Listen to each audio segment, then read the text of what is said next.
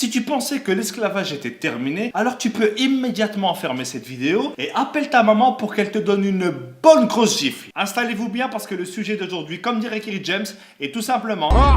Aujourd'hui, on va parler du franc CFA. Alors déjà, première blague. CFA, ça veut dire colonie française d'Afrique. Je sais pas si vous vous rendez compte, ils ont une monnaie qui porte comme nom colonie. Ils auraient très bien pu l'appeler ferme-la et donne-moi tout, ça aurait été pareil. Mais il y a quelques temps, ils se sont dit, c'est vrai que colonie française, ça se fait pas. C'est un peu chmette quoi. Et du coup, ils ont décidé de changer et maintenant ils appellent ça coopération financière d'Afrique. Alors là, je dis bravo.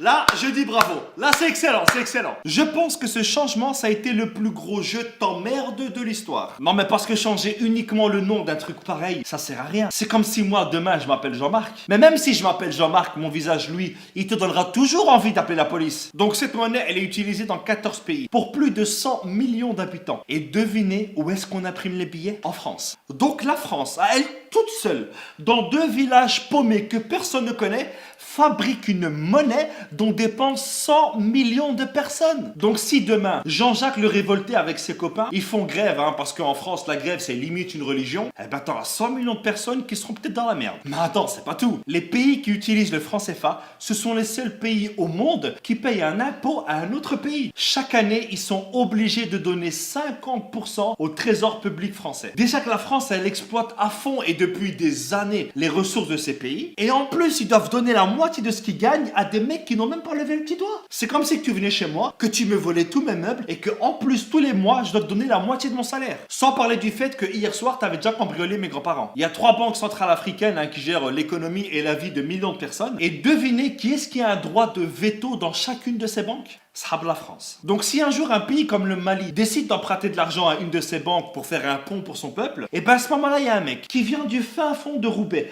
que personne ne connaît, qui ne parle même pas la langue du pays, et ben il a le droit de dire... Le slogan de la France, ça devrait être maintenant... Liberté, égalité, fraternité au-dessus de la Méditerranée. En dessous, non, tu pues la merde. Et puis quand j'entends que la France fait des dons en Afrique, non, voler 50 € à quelqu'un et lui donner 10 €, ce n'est pas un don, c'est un remboursement. Et heureusement qu'il y a eu des chefs d'État qui se sont rebellés contre le franc CFA. Il y a eu par exemple Sylvanus Olympio. Ah non, lui il a été assassiné, pardon. Il y avait aussi Thomas Sankara. Non, lui aussi il a été assassiné. Non. Il y a aussi Modibo Keïta.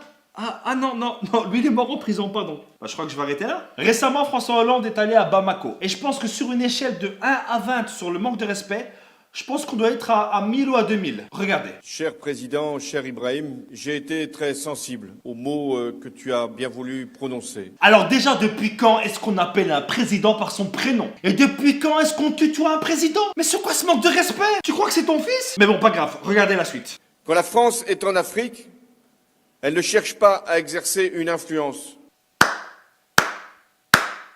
La France ne cherche pas à influencer l'Afrique, mais la monnaie de ces pays, la colonne vertébrale d'un pays, dépend entièrement de la France. Non mais là j'en ai marre, il se fout vraiment de notre gueule ce mec. Elle ne cherche pas à peser sur les choix politiques d'un pays.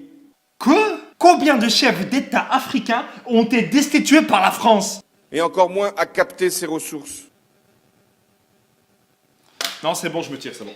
J'ai l'impression que plus c'est gros, plus ça passe. La France, elle est là aujourd'hui uniquement grâce aux ressources de l'Afrique. La France, elle a comme ressource naturelle que le vent et la pluie. Et si la France ne s'intéresse pas à tout ça, qu'est-ce que vous faites à chaque fois en Afrique? Vous savez, à chaque fois qu'un président français va en France, c'est uniquement pour vérifier les stocks et voir si les employés ils travaillent bien. Aucun pays ne peut prendre son indépendance s'il ne gère pas lui-même sa monnaie. C'est pas possible. Je ne peux pas nourrir ma famille et m'occuper de mes enfants si tu voles à chaque fois dans mon frigo et que tu gères mon argent. Le franc CFA, c'est un système qui est mis en place uniquement pour aider le peuple français. Voilà les amis, c'est ici que s'achève cette vidéo. J'espère qu'elle vous aura plu. C'est l'une des vidéos les plus compliquées que j'ai eu à faire. Donc je compte sur vous pour partager un maximum cette vidéo. Parce qu'aujourd'hui, en 2017, il y a encore de l'esclavage, mais économique cette fois. Donc voilà les amis, je compte sur vous. Et n'oubliez pas, comme dirait ma grand-mère, qui vole à neuf se fera d'excellentes omelettes. Ciao!